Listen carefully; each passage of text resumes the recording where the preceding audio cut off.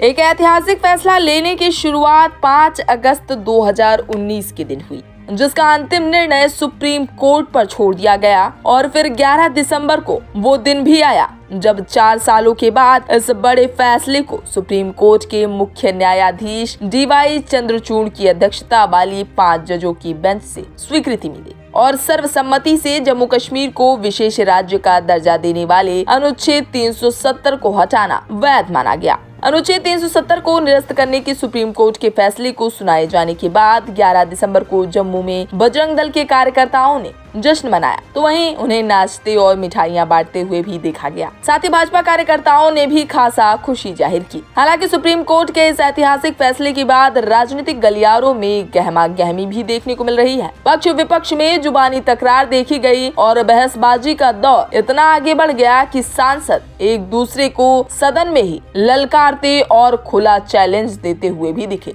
भाजपा सांसद और प्रवक्ता सुधांशु त्रिवेदी ने प्रधानमंत्री नरेंद्र मोदी के शासन में जम्मू कश्मीर में हुए विकास और प्रगति के बारे में बात की। साथ ही भारत के पहले प्रधानमंत्री जवाहरलाल नेहरू की कथित गलतियों पर बहस की मांग कर रहे विपक्षी सांसदों को चुनौती दी।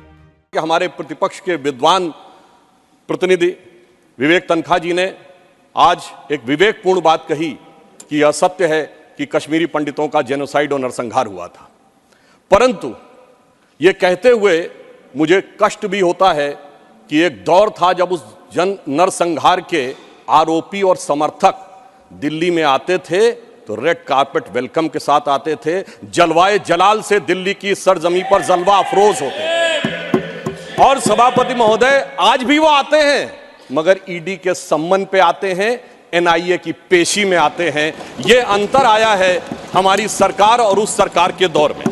ये तकरार यही नहीं रुकी। गृह मंत्री अमित शाह और कांग्रेस सांसद दिग्विजय सिंह के बीच भी सदन में तीखी बहस देखने को मिली। अगर कश्मीर वैली और जम्मू कश्मीर आज भारत के साथ है, उसका श्रेय अगर किसी को जाता है तो पंडित जवाहरलाल नेहरू को जाता, शेख अब्दुल्ला को जाता। जूनागढ़ में क्या जवाहरलाल नेहरू गए थे? हैदराबाद में जवाहरलाल नेहरू गए थे? लक्षद्वीप में जवाहरलाल नेहरू गए थे? जोधपुर में जवाहरलाल नेहरू गए थे?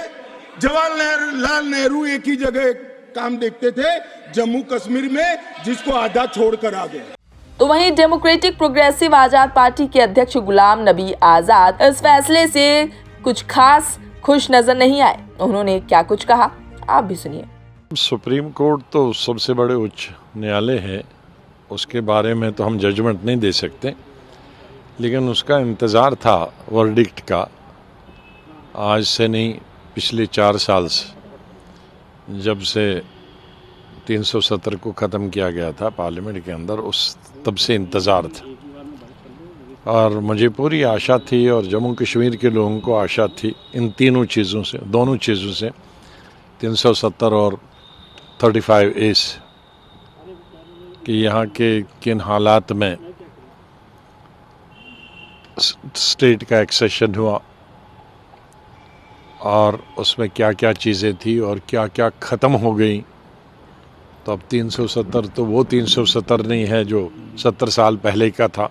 गौरतलब है कि 5 अगस्त 2019 को केंद्र की बीजेपी सरकार ने जम्मू कश्मीर में अनुच्छेद 370 को निष्प्रभावी करते हुए इसे 2 केंद्र शासित प्रदेशों में बांट दिया था। तो वहीं सर्वोच्च न्यायालय ने सोमवार को अपना फैसला सुनाते हुए 370 को एक अस्थायी प्रावधान बताते हुए कहा कि राष्ट्रपति के पास इसे हटाने की शक्ति थी। अदालत ने कहा कि जम्मू कश्मीर के पास बाकी राज्यों से अलग कोई संप्रभुता नहीं है और 370 के निरस्तता के फैसले को बरकरार रखा। बीजेपी के मुताबिक 370 हटने की संवैधानिक स्वीकृति मिलने का लाभ सिर्फ जम्मू कश्मीर के लोगों तक ही नहीं, बल्कि कश्मीर के हाशिए के उन लोगों तक भी पहुंचेगा जिन्होंने अनुच्छेद 370 की वजह से काफी कुछ झेला है। बहरहाल अब देखना ये होगा कि इस बड़े फैसले पर पक्ष विपक्ष का सियासी घमासान और कितनी दूर तक जाएगा। फिलहाल के लिए इस खास खबर में अभी के लिए बस इतना ही। ये पूरी खबर आपको कैसी लगी, इस पर आपका क्या कहना है, हमें कमेंट बॉक्स में जरूर बताएं। और देश प्रदेश और दुनिया की तमाम खबरों से लगातार रहने के लिए अपडेट सब्सक्राइब करें हमारा चैनल इंडिया पब्लिक खबर और बेल आइकन को दबाना